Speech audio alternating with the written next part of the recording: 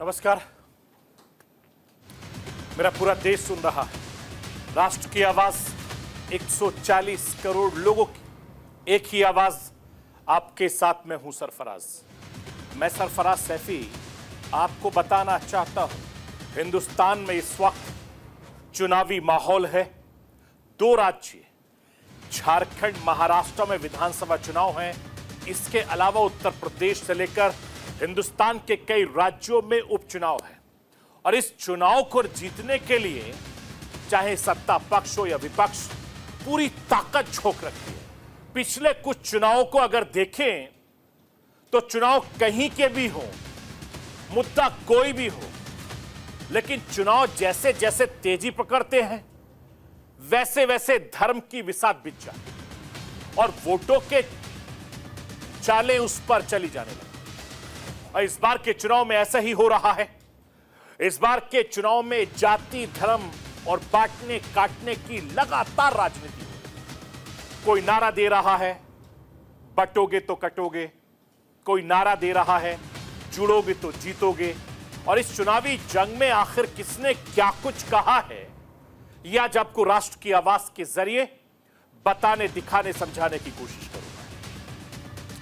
उत्तर प्रदेश के निकाला बटेंगे तो कटेंगे का नारा इस वक्त हिंदुस्तान की राजनीति में मौजूदा चुनावी राज्यों के भीतर यह किसी मंत्र की तरह जपा जा रहा है। विपक्ष इसे लगातार काउंटर करने की कोशिश में लगा हुआ है और इस बार पलटवार की जंग में कांग्रेस अध्यक्ष मल्लिकार्जुन खड़गे ने भी एक बड़ा बयान दे दिया है।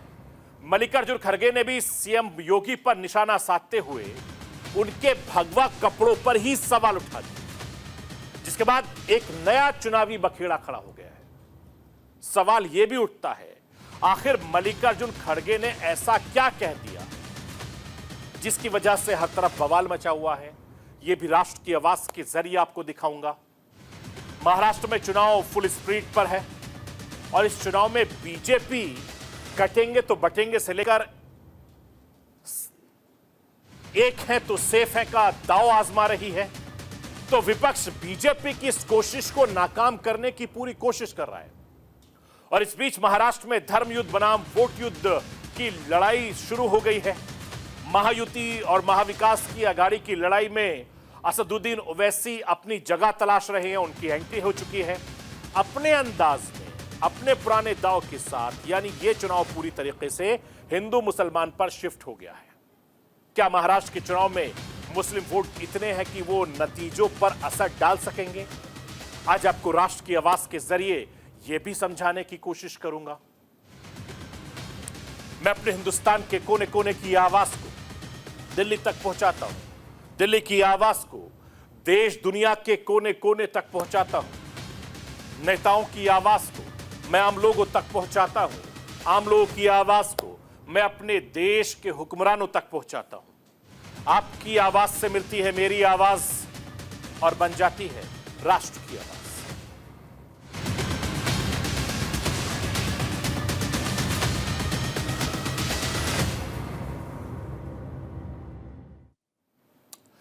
हिंदुस्तान में इस वक्त चुनावी माहौल है और हर चुनाव की तरह इस चुनाव में भी हिंदू मुसलमान पर घमासान तेज हो रहा है। हिंदुस्तान में जब भी चुनाव आते हैं जाति धर्म की राजनीति शुरू हो जाती है और उसके बाद गायब हो जाती है। इस बार भी वैसे ही हो रहा है। हर तरफ जाति धर्म की राजनीति का शोर है। महाराष्ट्र विधानसभा चुनाव का हो या झारखंड या फिर उत्तर प्रदेश का उपचुनाव हो, हर तरफ बयानों की बौछार छोड़ी जा रही है। नेताओं की जुबान से निकले बयान तो तलवारों की तरह चल रहे हैं और ऐसा लग रहा है कि चुनावी नहीं जुबानी जंग चल रही हो। हर कोई अपनी जुबान को धार देने में लगातार लगा हुआ है। चुपते बयानों के बाढ़ में कोई भी नेता कम नहीं है। हर कोई अपने बयानों के जरिए सियासी समीकरण को साधने में लगा है। हिंदुस्तान की एकता अखंडता तो जैसे ताक पर रख दी हो सभी नेताओं ने। आम जनता के मुद्दों की तो कोई बात ही नहीं कर रहा है। जुबानी जंग में हर कोई एक दूसरे से आगे निकलना की होड़ में लगा हुआ है और यही वजह है कि प्रधानमंत्री नरेंद्र मोदी ने कहा कि देश को बांटने की साजिश हो रही है। मैं हिंदुस्तान के प्रधानमंत्री नरेंद्र मोदी को सुनवाना चाहता हूं हिंदुस्तान के प्रधानमंत्री नरेंद्र मोदी जिस सियासत को इस समय बांटने की कह रहे हैं, जरा खुद उनकी जुबानी सुनिए। समाज को जाति में, धर्म में, भाषा में, ऊंच और नीच में, स्त्री और पुरुष में, गांव और शहर में न जाने किस प्रकार से टुकड़े टुकड़े टुकड़े में बांटने की साजिश चल रही है।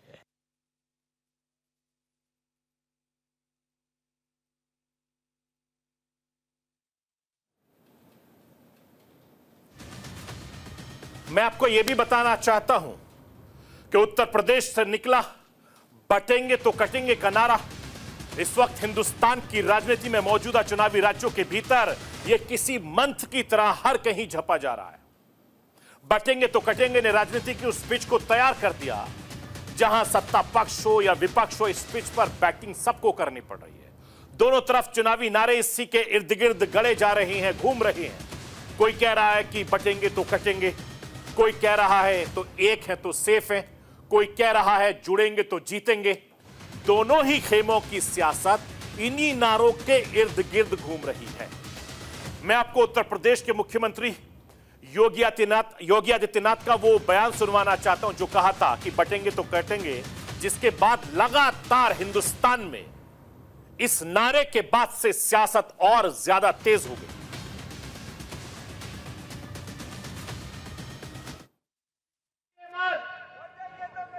क्योंकि जब भी बटे थे तो कटे थे।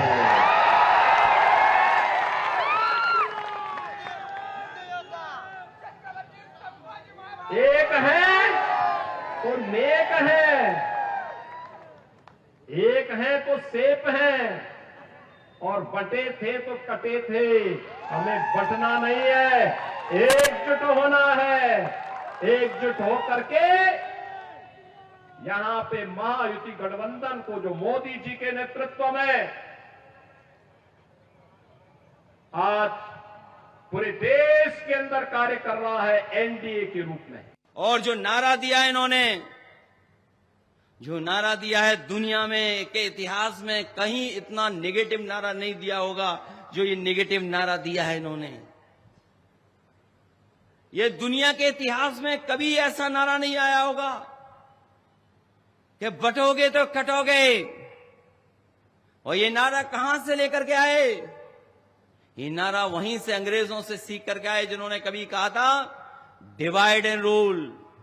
डिवाइड का मतलब क्या होता है? डिवाइड का मतलब क्या है? वही है जो ये नारे में दे रहे हैं।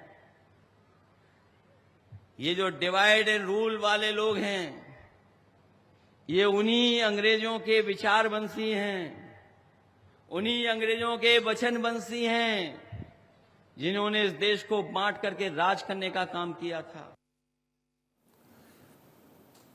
मैं आपको यह बताना चाहता हूं कि अभी बटोगे तो कटोगे के चुनावी शोर ही चल रहा था। प्रधानमंत्री नरेंद्र मोदी ने महाराष्ट्र की एक रैली में नया नारा दे दिया। प्रधानमंत्री नरेंद्र मोदी ने कहा एक है तो सेफ है। आपको प्रधानमंत्री नरेंद्र मोदी का वो बयान भी सुनवाना चाहता हूं जिसमें उन्होंने ये नारा दिया, जिसको लेकर हिंदुस्तान में खूब चर्चा भी हो रही है। समाज को जाति में, धर्म में, भाषा में, ऊंच और नीच में, स्त्री और पुरुष में, गांव और शहर में न जाने किस प्रकार से टुकड़े टुकड़े टुकड़े में बांटने की साजिश चल रही है।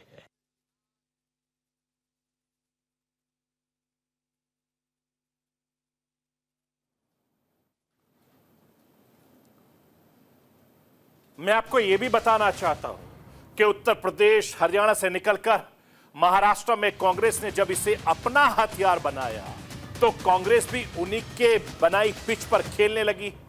और इस चुनावी हथियार की धार कम करने के लिए योगी आदित्यनाथ और प्रधानमंत्री नरेंद्र मोदी से ही सवाल डाले। राष्ट्रीय आवाज के जरिए कांग्रेस अध्यक्ष मल्लिकार्जुन खड़गे को सुनवाना चाहता हूं। सुनिए कि वो इन दोनों के बयान को लेकर क्या कुछ कह रहे हैं। योगी ने आके कुछ बात किए और खासकर वो बटेंगे तो कटेंगे ये बात उन्होंने कही। तो मैं भी पढ़ा था।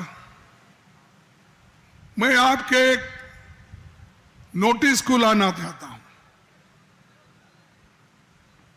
बटेंगे तो कटेंगे, ये जो थ्योरी बोल रहे हैं, ये खुद लोगों को बांटते हैं और काटते हैं। कैसा ऐसा पूछेंगे आप? अरे सबसे पहले जो बाबा साहब अंबेडकर का संविधान बनने से पहले तुम मनुस्मृति पे चलते थे। मनुस्मृति को आधार रख के अपने धर्म का नाम लेकर प्रचार करते थे। मैं आपको यह भी बताना चाहता हूं कि बटेंगे तो कटेंगे जैसे नैरेटिव के जरिए बीजेपी हिंदू वोटरों को साधना चाहती है। Bharatiya Janata party Hindu vote bank में किसी भी कीमत पर सेंधमारी नहीं चाहती। वोटरों को एकजुट करने के लिए ही बीजेपी ने नारे गढ़े और इस बयान में कांग्रेस को खोट नजर आ रहा है।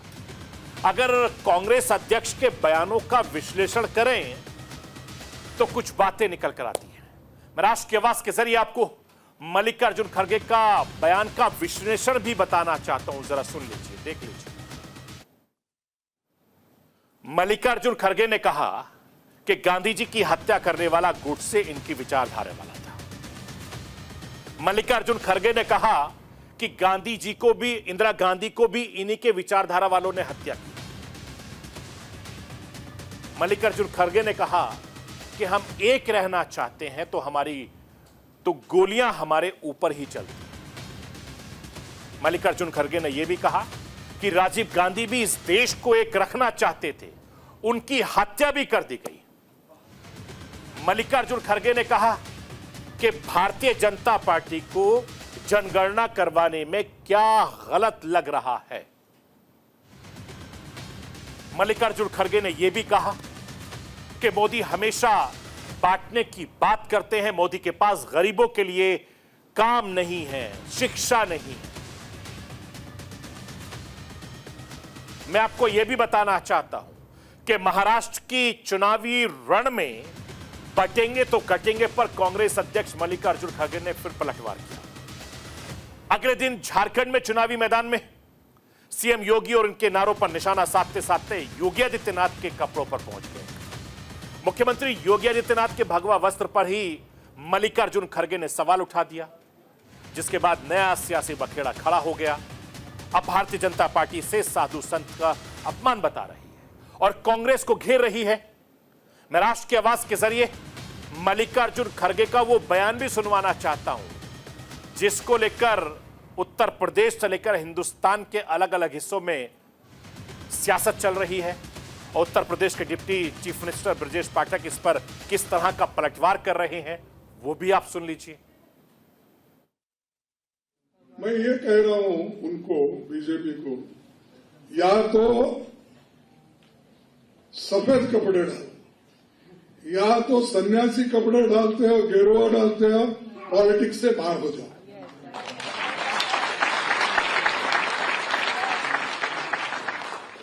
भाई उसकी पवित्रता क्या रही? एक तरफ गेरुआ कपड़े डालते हो, जज साहब आपको पूछ रहा हूं, एक तरफ गेरुआ कपड़े डालते हो, दूसरों को उपदेश करते हो, बटेंगे तो कटेंगे बोलते हो, और ये क्यों डाले?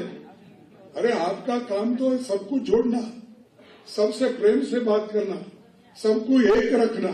झारखंड में कांग्रेस के राष्ट्रीय अध्यक्ष जी ने जिस ढंग से साधु महात्माओं के खिलाफ, सनातन संस्कृति के खिलाफ बयानबाजी की है, मैं उसकी घोर निंदा करता हूं। कांग्रेस पार्टी का पुराना इतिहास रहा है कि सनातन संस्कृति को चोट पहुंचाने वालों के खिलाफ, जिस ढंग से मैं कह सकता हूं मुगल आक्रांताओं ने भारत की सनातन व्यवस्था को छिन्न भिन्न करने का असफल प्रयास किया था, फिर भी सनातन धर्म, सनातन संस्कृति आज पूरी दुनिया को दिशा दिखाने का काम कर रही है। कांग्रेस पार्टी को इसके लिए माफी मांगनी चाहिए और इस प्रकार की बयानबाजी को देश की जनता कभी स्वीकार नहीं करेगी। तो लगातार हिंदुस्तान में जैसे जैसे चुनाव आते हैं, नारे गढ़ दिए जाते हैं वोटरों में जोश भरने के लिए, वोट हासिल करने के लिए, और जैसे ही चुनाव खत्म हो जाते हैं तमाम नारे दब जाते हैं। मैं एक बार फिर से हिंदुस्तान के प्रधानमंत्री नरेंद्र मोदी को सुनवाना चाहता हूं। नरेंद्र मोदी लगातार जोड़ने की बात कर रहे हैं, सुनिए क्या कुछ कह रहे हैं। याद रखिए, जब आप अलग अलग जाति में बटेंगे तो आपकी संख्या कम होगी, फिर कांग्रेस वाले आपका आरक्षण आपसे छीनेंगे। यही कोशिश नेहरू जी से लेकर राजीव गांधी तक सबने की थी। अब वही काम, वही चालबाजी करके कांग्रेस के शहजादे देश की जनता की आंख में धूल झोंक रहे हैं। उनका मकसद यही है, और इसलिए मैं देशवासियों को कहता हूं, समाज को तोड़ने वाली इनकी प्रवृत्तियों से सावधान रहना है। हम एक रहेंगे तो सेफ रहेंगे।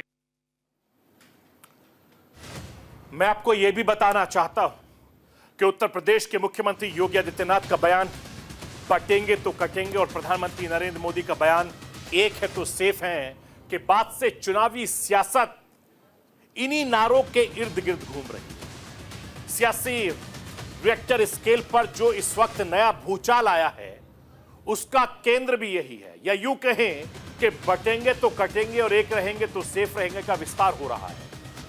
अब इस बयान के बाद से हिंदू मुसलमान वाली राजनीति हिंदुस्तान में फिर से शुरू हो गई। आपको याद दिलाना चाहता हूं कि लोकसभा चुनाव में जब प्रधानमंत्री नरेंद्र मोदी ने राजस्थान की एक चुनावी रैली में कहा था कि कांग्रेस की नजर आपकी संपत्ति पर है, कांग्रेस की नजर आपकी संपत्ति छीनकर मुसलमानों में बांटना चाहती है, और यहीं से चुनाव का एंगल बदल गया था। प्रधानमंत्री नरेंद्र मोदी के इस बयान के बाद लोकसभा चुनाव पूरा हिंदू मुसलमान पर शिफ्ट हो गया। अब ठीक उसी तरीके से चुनाव में भी योगी आदित्यनाथ के बयान के बाद ध्रुवीकरण की नई राजनीति शुरू हो गई है। इत्तेहादे मिल्लत काउंसिल के अध्यक्ष मौलाना तौकीर रजा से लेकर सहारनपुर से सांसद इमरान मसूद एक कदम आगे निकल गए। वो क्या कुछ कह रहे हैं वो भी राष्ट्र की आवाज के जरिए आप खुद सुन लीजिए। हम इस जज्बे के लोग हैं, अल्हम्दुलिल्लाह मुजाहिद हैं। मुजाहिद को बहुत खराब लफ्ज इन लोगों ने, हर शख्स मुजाहिद है, हर शख्स मुजाहिद है। अल्हम्दुलिल्लाह हम स्ट्रगलर हैं, अपने मजहब के लिए, अपने मुल्क के लिए, अपने मुल्क के लिए जद्दोजहद करते हैं। हमारे नौजवान बुज़दिल नहीं है। ये बात मैंने बार बार कही है कि हमारे उलमा ने, हमारे दानिशवरों ने, हमारे कायदीन ने अपने नौजवानों को कंट्रोल करके रखा है। जिस दिन ये नौजवान हमारे कंट्रोल से बाहर हो गए तो तुम्हारे बस की बात नहीं है कि इनको कब्जे में कर सको। ताजमहल के अंदर आप नमाज पढ़ेंगे कि नहीं पढ़ेंगे, एहतियात करोगे, समझना पड़ेगा, उस सबको समझना पड़ेगा। और आज ये मुसलमानों के मसले पर है, कल जैनियों के होगा, सिखों के होगा, बौद्धों के होगा, और सनातनियों के पर भी हमला करने की तैयारी करेंगे। क्योंकि इन लोगों को धर्म से मतलब नहीं, इन्हें जायदादों से मतलब है। कब्रिस्तान नहीं होंगे तो दफन कहां होंगे?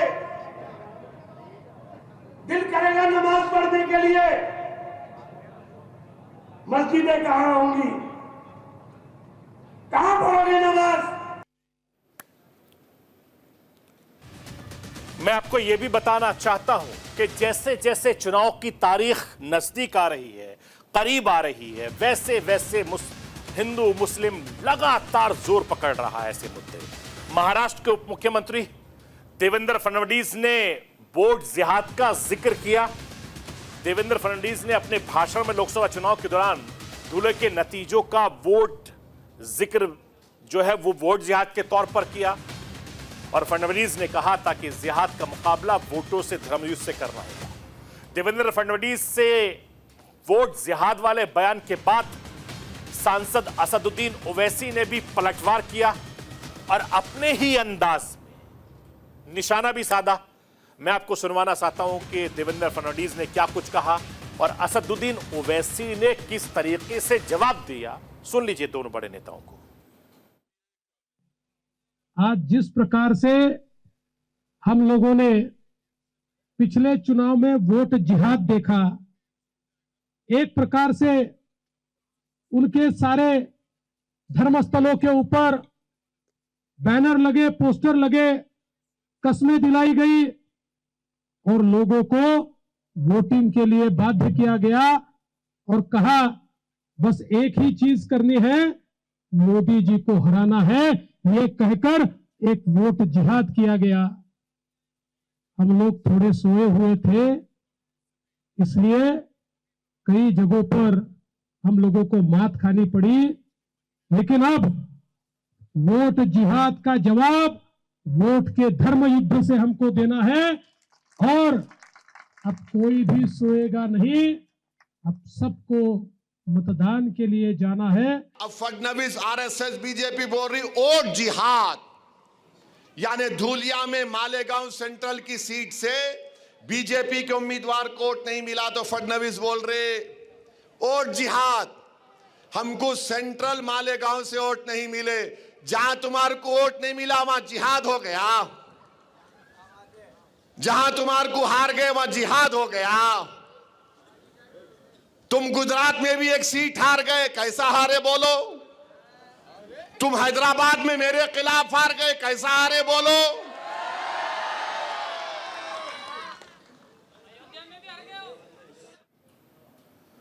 मैं आपको यह बताना चाहता हूं कि चुनाव पूरी तरीके से हिंदू मुसलमान पर शिफ्ट हो गया है।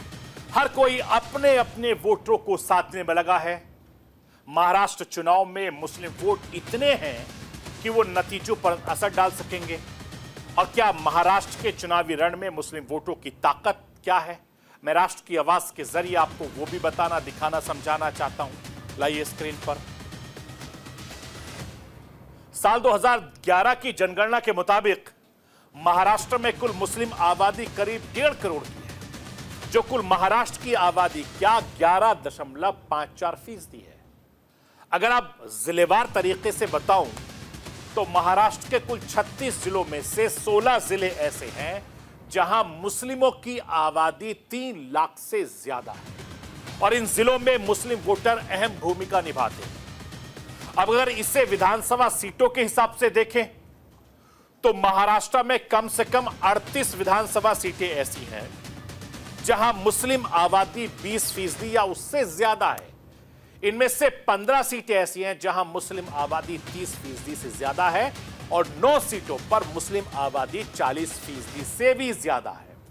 यानी 5 सीटों पर 50% से ज्यादा मुसलमानों की आबादी है, जबकि एक सीट मालेगांव ऐसा है जहां पर 60 से 70% मुस्लिम मतदाता हैं।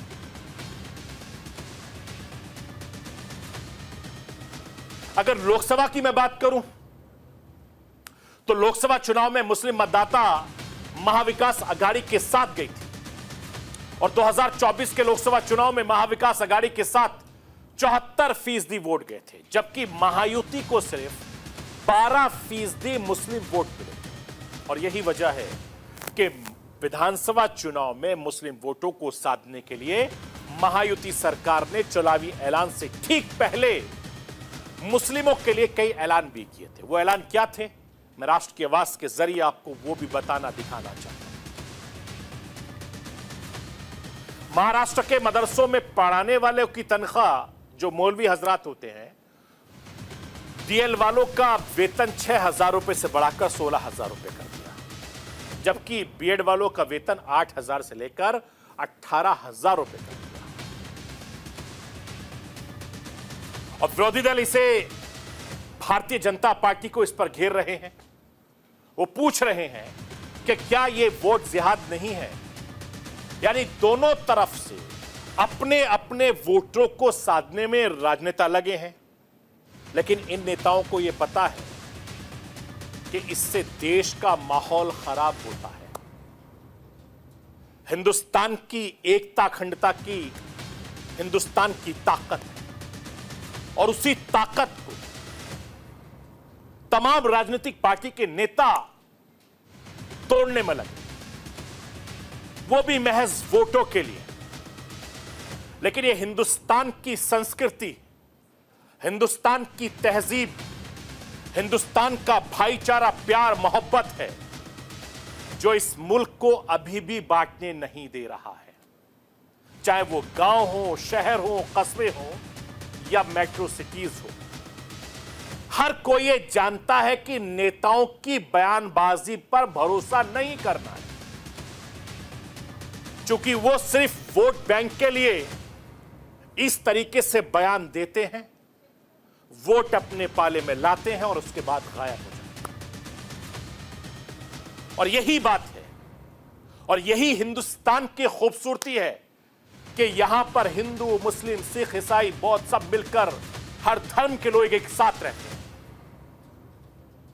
और यह हिंदुस्तान की परंपरा रही है। हिंदुस्तान को कोई नहीं तोड़ सकता। कितने नेता आएंगे, कितने नेता जाएंगे, कितने नेता बयान देते रहे हैं, बयान देते रहेंगे, लेकिन यह हिंदुस्तान की संस्कृति है, हिंदुस्तान की तहजीब है। यह मुल्क इसी तरीके से चलता था, इसी तरीके से चलता रहेगा। तो ये थी राष्ट्र की आवाज। बाकी खबरों के लिए आप बने रहिए न्यूज इंडिया के साथ।